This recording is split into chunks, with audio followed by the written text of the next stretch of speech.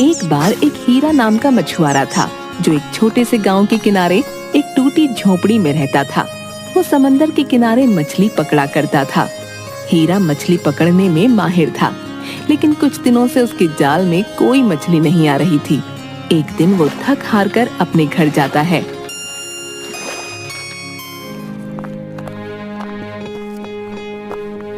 आ गए तुम?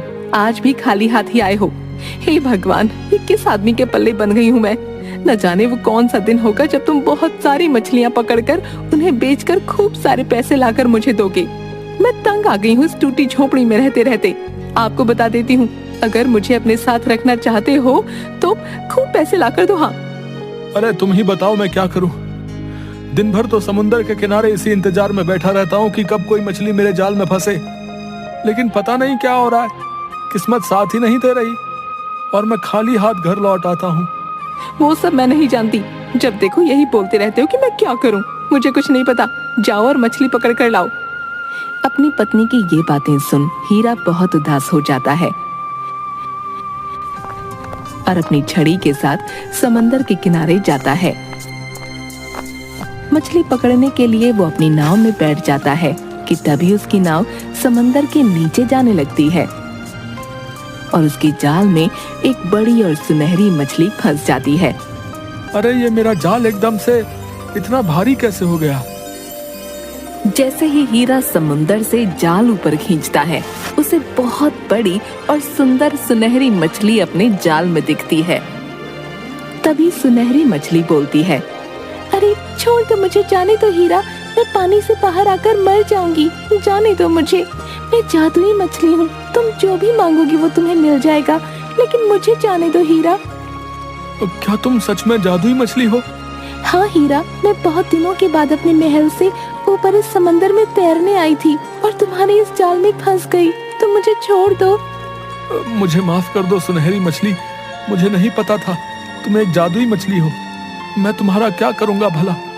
तुम कोई साधारण मछली नहीं हो, इसलिए तुम जा सकती हो। इसके बाद हीरा अपने जाल से सुनहरी मछली को निकाल देता है। तुम्हारा बहुत बहुत धन्यवाद हीरा, तुम बहुत अच्छे इंसान हो। तुमने मेरे प्राण बचाए। तुम्हें जब भी मेरी जरूरत होगी मुझे यहीं समंदर में आकर आवाज देना, मैं तुम्हारे सामने आ जाऊंगी।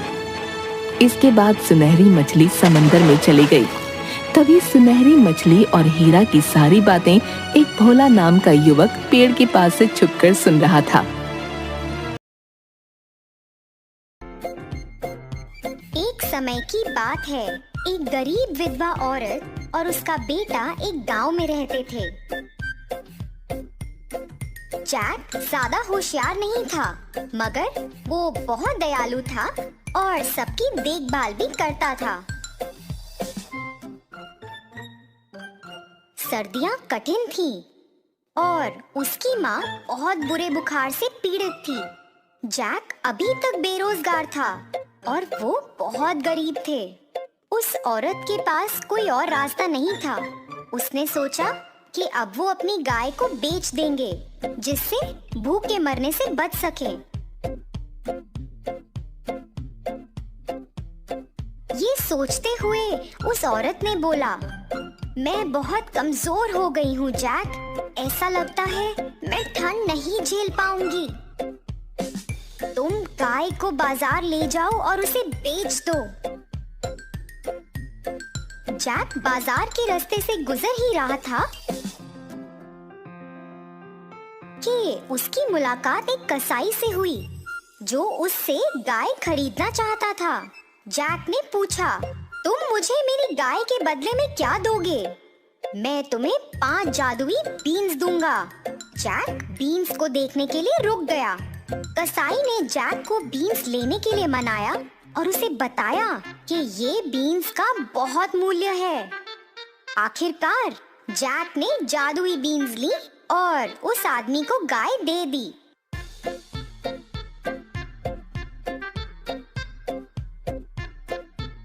जब घर पहुंचा और अपनी माँ को बीन्स दिखाए, तब वो बहुत गुस्सा करने लगी। जैक, तुम बहुत मूर्ख हो। अपनी गाय के बदले तुम 5 बीन्स लेकर आए हो। उन्होंने बीन्स को खिड़की से बाहर फेंक दिया और जैक से कहा कि वो रात को बिना खाना खाए ही सो जाए। जैक को बहुत बुरा लगा कि उसने अपनी माँ को निराशा पहुंचाई थी।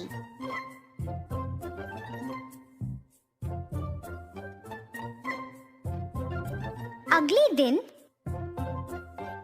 जैक सुबह उठकर खिड़की से बाहर झांकने लगा। तब उसने देखा कि एक बहुत बड़ा पेड़ बाहर उग गया था। वो ये देखने के लिए भागा कि ये पेड़ कहाँ से आया है, और फिर उसे याद आया कि उसकी माँ ने बीन्स उसी स्थान पर फेंके थे। ये तो जादुई बीन्स से उगा था। जैक उस पेड़ पर चढ़ गया और आसमान के एक अद्भुत स्थान पर पहुंच गया। जैक ने सोचा, कसाई सही था, ये तो जादुई बीन्स हैं। बीन्स के पेड़ पर ऊपर जाके जैक ने देखा उस जादुई पेड़ के ऊपर एक विशाल पति और पत्नी रहते थे। जैक ने एक बड़ा सा महल देखा और उसके अंदर चला गया। उसने रसोई में एक विशाल औरत को देखा और बोला, क्या आप मुझे खाने के लिए कुछ दे सकते हो? मुझे बहुत भूख लगी है। दयालु औरत ने उसे रोटी और थोड़ा दूध दिया। जब वो भोजन कर रहा था तब उसका पति घर वापस आया। वो दानव बहुत बड़ा था और बहुत डरावना भी दिखता था। जैक घबरा गया और इसलिए वो अंदर जाकर छिप गया। फी फी फो फम, मुझे बच्चे हैं पसंद, छोटा बड़ा कच्चा पक्का, मैं तुमको ढूंढ लूंगा। दानव की पत्नी ने कहा, यहाँ कोई लड़का नहीं है, खाना खाओ और अपने बिस्तर पर चले जाओ। उसके बाद दानव ने अपना खाना खाया